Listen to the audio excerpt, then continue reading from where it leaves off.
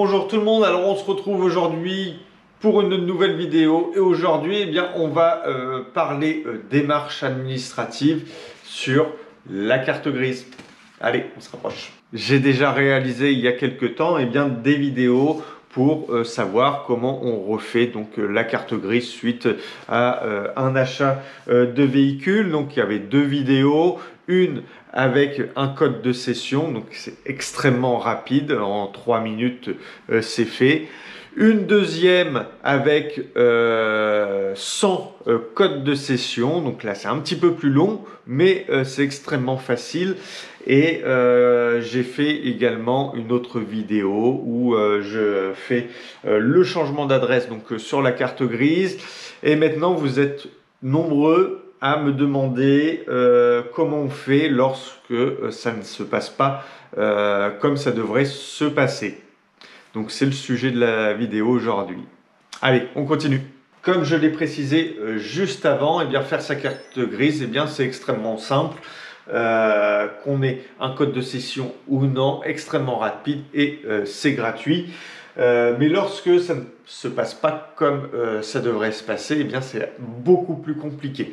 Donc je ne peux pas forcément vous montrer exactement comment on fait lorsque ça bloque, parce qu'il peut y avoir une multitude de choses qui font que ça bloque. Alors pour bien comprendre comment ça fonctionne, je vais vous donner rendez-vous juste à l'ordi. Allez, on se rapproche. Et donc on se retrouve sur l'ordinateur et plus précisément sur le compte Histovec, pour avoir un petit peu le suivi de la voiture, pour bien comprendre un petit peu ce qui peut bloquer. Donc j'ai déjà fait une vidéo concernant ce fameux site, Histovec, c'est un site du ministère de l'Intérieur.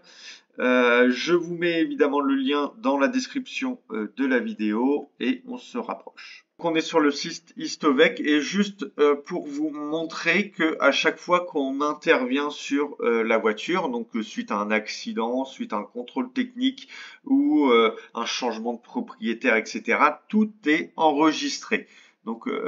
Surtout historique. Donc là, voilà, on voyait, on sait qu'à telle date, la voiture elle a été vendue, il y a eu un changement de titulaire, les contrôles techniques, voilà, on sait exactement quand ils ont été faits, s'il y a une contre-visite ou non, on peut identifier le kilométrage. Donc voilà, ça c'est la courbe du kilométrage, donc c'est normal que ça monte. Si ça descend et que ça remonte, c'est que c'est pas bon. Là, il faut se poser des questions.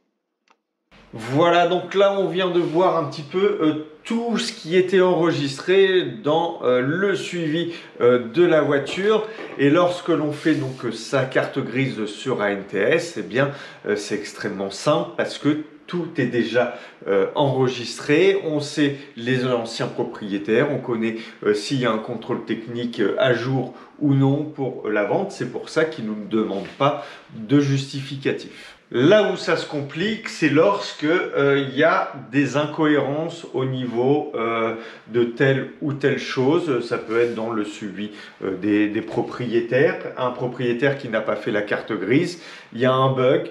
Du coup, là, la procédure va s'arrêter et c'est ANTS qui va reprendre la main et qui va vous demander des justificatifs pour venir mettre à jour cet historique et puis de voir là où ça pêche. Donc évidemment ça va prendre beaucoup plus de temps qu'une simple carte grise lambda. Donc à partir du moment où ils reprennent la main, c'est extrêmement long parce que déjà ils vont éplucher le dossier, ils vont vous envoyer un message en vous demandant de vous reconnecter sur votre compte parce que vous avez un message, en vous demandant de communiquer tel ou tel document. Donc si vous les avez, c'est bien, on gagne un petit peu de temps, sinon il faut aller à la recherche de tel ou tel document, les renvoyer,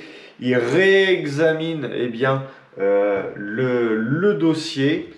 Si besoin, ils vous redemandent d'autres papiers. Et sinon, eh bien, il vous délivre avant de délivrer la carte, eh bien, vous pouvez réaccéder donc à votre compte pour finaliser la demande de carte grise, changement de titulaire, bref, ce que vous avez demandé. Donc évidemment, on est sur des délais qui sont extrêmement longs.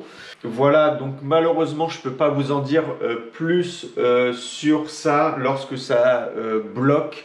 Et ça peut bloquer pour énormément de choses. Des fois, ça peut être des toutes petites choses. Des fois, ça va être des choses un peu plus importantes. Mais il faut prendre son mal en patience. Ils vont traiter le dossier. C'est extrêmement long. Mais il faut attendre. Maintenant, c'est ANTS qui gère. Donc là, il faut attendre qu'ils reviennent vers nous et leur transmettre ce qu'ils demandent. Donc voilà. J'espère que cette vidéo eh bien, va pouvoir vous servir, malgré que je puisse pas choix limité, mais au moins à comprendre pourquoi ça bloque et puis que c'est après dans les mains de ANTS pour faire avancer le dossier. Si c'est le cas, eh ben, on n'hésite pas, on met un pouce, hein, on peut s'abonner et ça fait plaisir et ça mange pas de pain.